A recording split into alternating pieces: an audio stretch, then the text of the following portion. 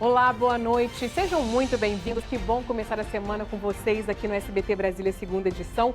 Muita gente de folga hoje já, né? Aproveita para ficar bem informado. Eu sou Viviane Costa. Vamos começar juntos o nosso jornal?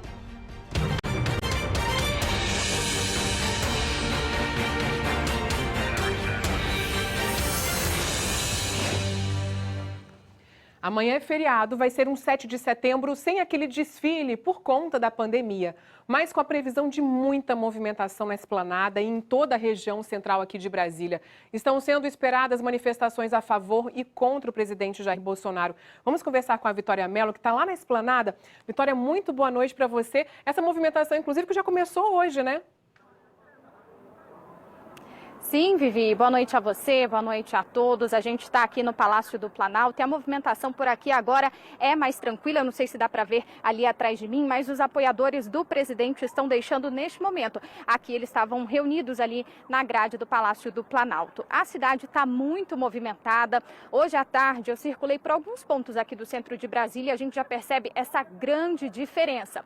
Mais cedo, inclusive, o presidente Jair Bolsonaro deu uma volta pela cidade, sobrevoou de helicóptero o Parque Leão, no Recanto das Emas, onde vários caminhoneiros estão reunidos em um ato de apoio ao governo. Em seguida, Bolsonaro cumprimentou o grupo que estava aqui em frente ao Palácio do Planalto, causando uma aglomeração grande entre as pessoas, viu?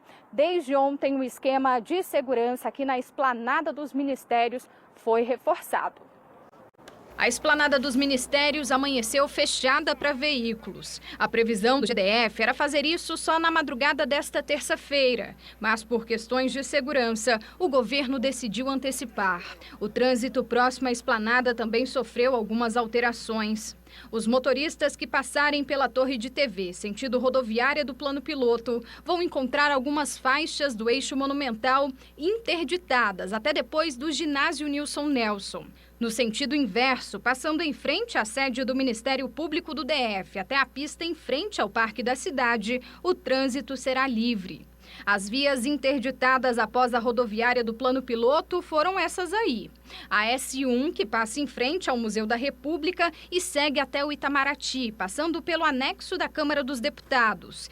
E a N1, que permite o retorno à rodoviária, passando por entre os demais ministérios. Agora, para acessar essa região de carro, é preciso passar pelas pistas que ficam um pouco mais distantes da Esplanada. A S2, passando por trás do Museu da República, da Catedral e do Itamaraty. E a N2, que começa lá atrás do Teatro Nacional, passando pelos fundos dos ministérios até a gráfica do Senado Federal. Segundo o GDF, o trânsito será livre nesse trecho, na L2 Sul até a L2 Norte. Grupos de vários estados estão vindo para o 7 de setembro na capital. No Parque da Cidade, moradores do Mato Grosso do Sul montaram uma base de apoio. Viajamos exatamente 32 horas de Porto Alegre, Rio Grande do Sul. Eu acho que vai ser a viagem mais longa que eu fiz na minha vida e a viagem que mais vai valer a pena, porque lutar pelo Brasil, acho que não tem... Eu viajaria 2, 3 vezes mais se fosse necessário, sendo para lutar pelo país. Este vídeo mostra um congestionamento de caminhões na BR-060. Os motoristas estão reunidos no Parque Leão, no Recanto das Emas. Bom, e são vários grupos, né? Tanto a favor quanto contra ao governo do presidente, contra o governo do presidente Jair Bolsonaro. E esses grupos prometem se reunir a partir das 8 horas da manhã desse 7 de setembro, aqui na Esplanada dos Ministérios ou nas proximidades, né? Para não ter uma confusão, os apoiadores do presidente vão se concentrar aqui na Esplanada. Já o grupo contra se concentra a cerca de 3 quilômetros de distância próximo à Torre de TV. Será proibido acessar essas áreas com objetos cortantes, garrafas de vidro ou qualquer material que coloque em risco a vida dos manifestantes. Quase 100% dos hotéis da cidade estão lotados. A Secretaria de Segurança não faz o balanço de público, mas a saúde está se prevenindo, viu? O Agarran e o Hospital de Base estão em alerta para qualquer ocorrência. UPAs e emergências nos hospitais públicos vão funcionar 24 horas, mas as unidades básicas de saúde ficam fechadas, assim como o Hemocentro, que não funciona nesse feriado. Alvorado. Lembrando que em vez do desfile oficial por causa da pandemia, vai ter apenas o hasteamento da bandeira lá no Palácio da Alvorada. Em seguida, uma apresentação da Esquadrilha da Fumaça. Vivi. Obrigada pelas informações. Amanhã a gente vai ter mais sobre essas manifestações todas, né? Obrigada, Vitor. E olha, a gente espera que sejam manifestações pacíficas. A Vitória falou ali no final sobre o que abre e fecha na área da saúde. No comércio, segundo o Sindivarejista, lojas de rua e de shoppings ficam abertos normalmente amanhã. Agora, quem for para a rua vai enfrentar sol quente. Que calorão é esse? Não precisa nem ir para a rua, né, gente, para sentir esse calor todo. Hoje bateu um recorde de temperatura. Os termômetros chegaram a marcar quase 36 graus, bateram ali 35,9. A umidade caiu para 13% nas horas mais quentes do dia. E amanhã a previsão é a mesma. O Instituto Nacional de Meteorologia, inclusive, emitiu uma nota de risco elevadíssimo de incêndio florestal no DF. Em uma semana foram 228 registros de incêndio. Olha que loucura, só hoje foram 31. No fim de semana, deu para ver de vários pontos do DF a fumaça do incêndio do Parque Nacional de Brasília. De acordo com a perícia do Corpo de Bombeiros, a origem do incêndio teria sido um fogo em entulhos próximos à Santa Luzia, que fica na Estrutural. A área queimada corresponde a 520 campos de futebol. Olha que judiação, hein? Acaba sendo ali, né, um perigo para o meio ambiente, para a gente também, porque acaba respirando essa fumaça, essa fuligem toda. E aí as equipes de combate a incêndio estão apostando cada vez mais em equipamentos como um caminhão próprio para este tipo de serviço. A Kátia Gomes e o Magno Serra foram ver como que ele funciona. Época de seca, a cena sempre se repete. Fogo espalhado pela vegetação do cerrado e muita área verde destruída. Este ano, o número de focos de incêndios florestais no DF cresceu. O aumento entre 1º de janeiro e 18 de agosto foi de 22% em relação ao mesmo período do ano passado. A boa notícia é que a área queimada foi a metade da registrada nos mesmos meses de 2020. Mas, apesar da redução, o terreno afetado pelo fogo é maior do que a região administrativa de Vicente Pires, por exemplo, onde vivem cerca de 100 mil habitantes. É um prejuízo incalculável, né? Nós temos ali a perda da nossa flora, né? Nossa vegetação.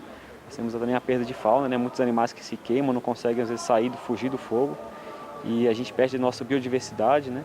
Além disso, também a qualidade do vento, a qualidade do ar, ela é prejudicada, né? Para quem sofre de problemas respiratórios nessa época do ano, é uma época mais crítica, porque a pessoa vai ter mais problemas respiratórios por conta da fuligem do ar.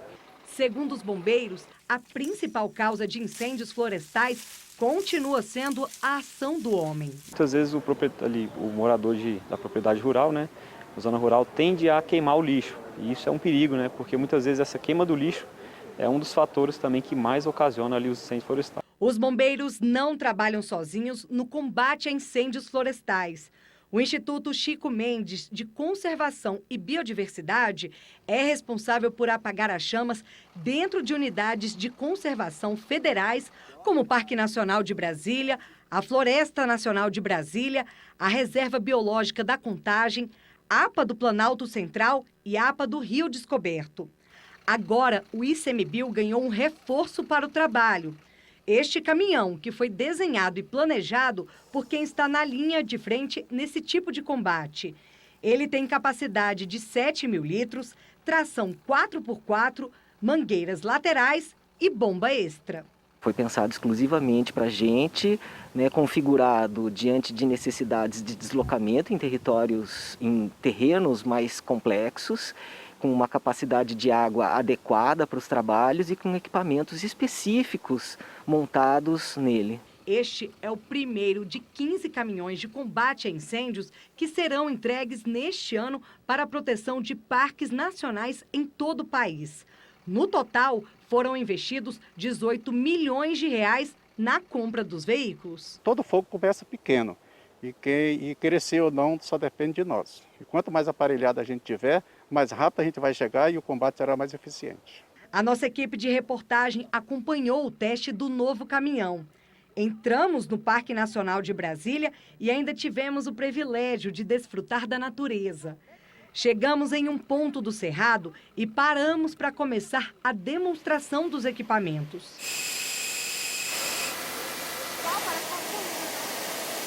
Este canhão consegue jogar água até 50 metros de distância. Ele é utilizado em situações mais críticas de incêndios e é bem fácil manusear. Até eu mesma consigo fazer um combate a incêndio com este canhão. Vou fazer aqui uma demonstração para vocês.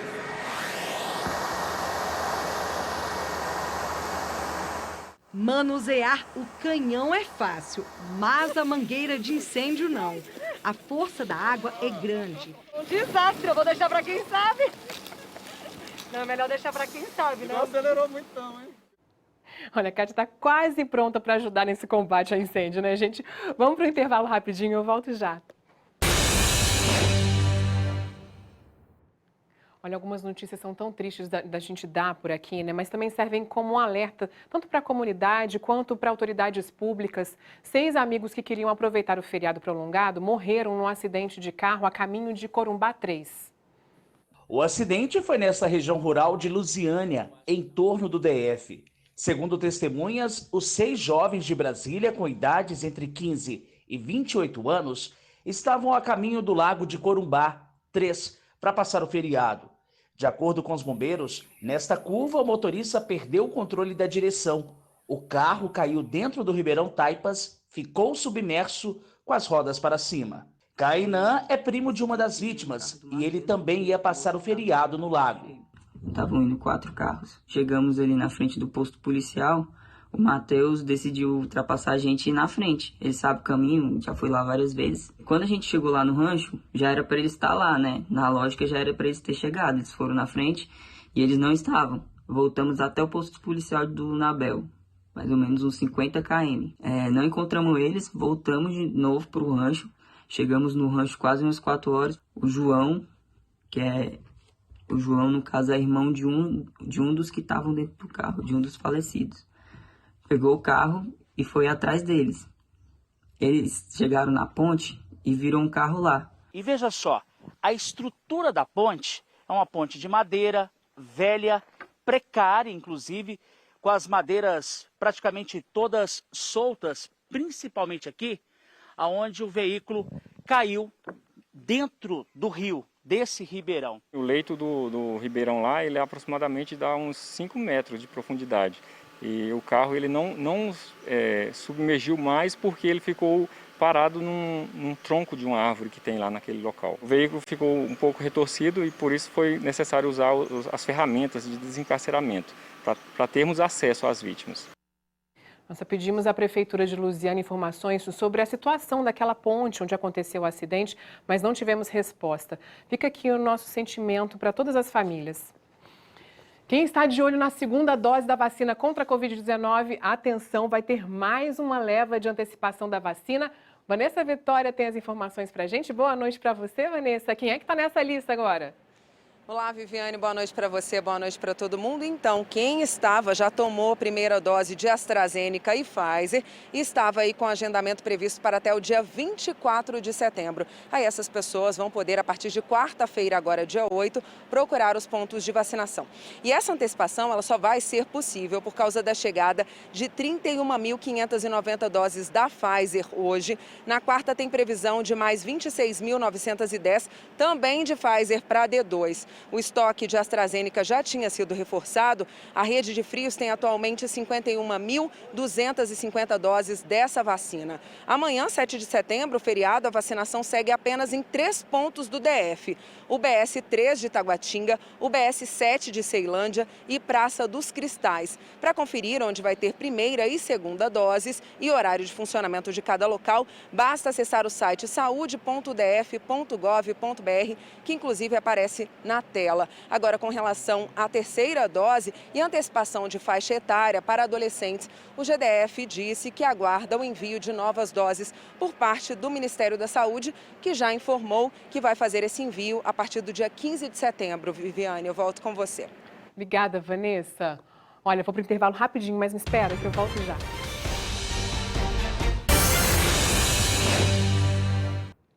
Quem nasceu em abril já pode sacar ou transferir a 5ª parcela do auxílio emergencial. De acordo com a Caixa Econômica, tem direito a essa parcela quem não faz parte do Bolsa Família. O próximo pagamento começa dia 17 de setembro, mas aí só tem direito quem faz parte do Bolsa Família. Mais informações no site auxilio.caixa.gov.br. E o Museu da República foi palco de muitos suspiros nesse domingo. 35 casais trocaram aliança depois do tão esperado sim.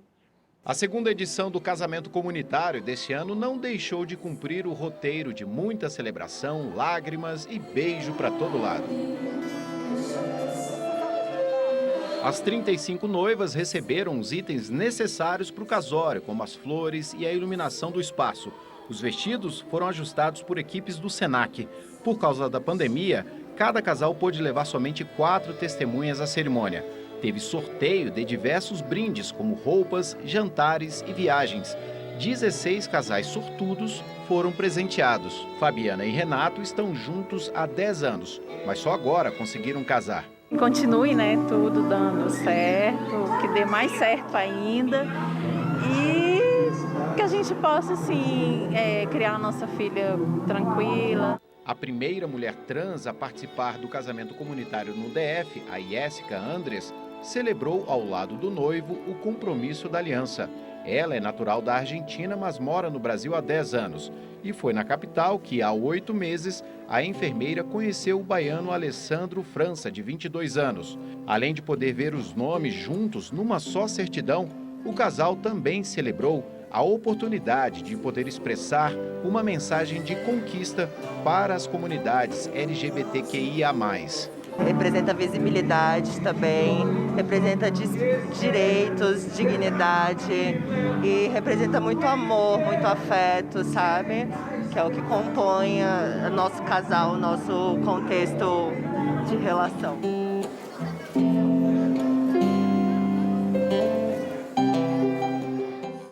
Muitas felicidades a todos os noivos ali, né? O SBT News, a sua fonte segura de informação, completou 1 ano e agora, com uma nova grade de programação, os jornais da emissora, o SBT Brasil e as edições do Primeiro Impacto estão no portal. Nesse primeiro ano, foram 23 milhões de acessos.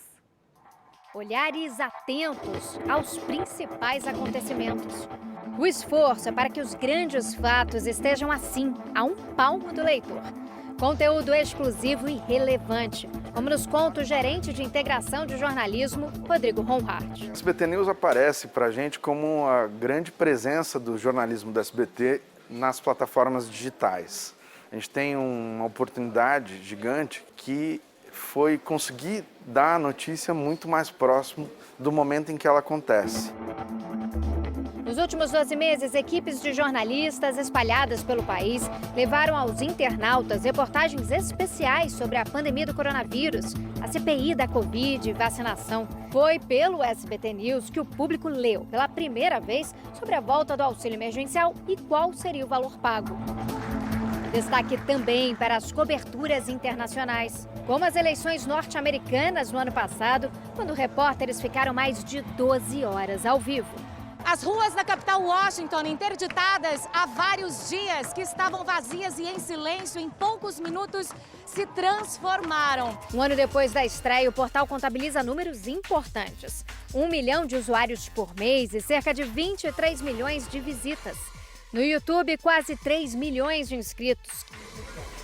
Direto da capital do país, o portal de notícias apresenta o Agenda do Poder e o Poder Expresso. Conteúdo exclusivo para o digital. E veta 5 pontos, entre eles um que diz respeito a fake news. A gente vai explicar para vocês. Agora é hora de olhar para frente, pensar em informação de maneira integrada. Todo o nosso jornalismo dentro do portal. É a chance de você, de qualquer lugar, ver esse estúdio. Do SBT Brasil, por exemplo, pelo SBT News. A gente vai, uma hora, parar de chamar multiplataforma.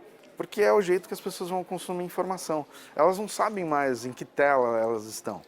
E é isso que a gente tem que, como jornalista, buscar. Fazer com que o nosso conteúdo chegue mais rapidamente, com mais qualidade e com mais engajamento. Que as pessoas sintam que o nosso conteúdo é importante para a vida delas.